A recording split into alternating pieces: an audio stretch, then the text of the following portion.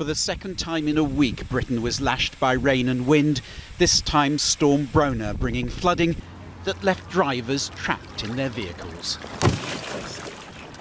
In Sheffield, there was a dramatic rescue as an elderly woman was helped from her sinking car. You all right? The water had suddenly risen above waist level.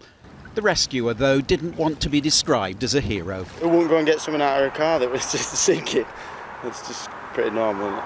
And when we came back, we had pulling cars out, vans out. Also, there were people stranded left, right and centre. It was amazing. Wales felt much of Bronagh's anger. This was Cardiff early this morning. A landslip at Rhondda blocking the railway line, disrupting train services. On the other side of the country, the storm was also suspected of causing this spectacular electrical display on Canvey Island. It's thought the gales had affected these power cables. Fallen trees were the most common hazard, though. Near Rugby, the owners of these narrow boats had to be rescued. Near Nottingham, the driver of this car was fortunate to emerge without a scratch after his vehicle was crushed. It was only going 50 miles an hour, and the road just disappeared.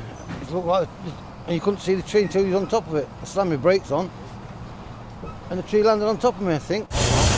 Although winds will persist for a while, Bronagh has now done her worst.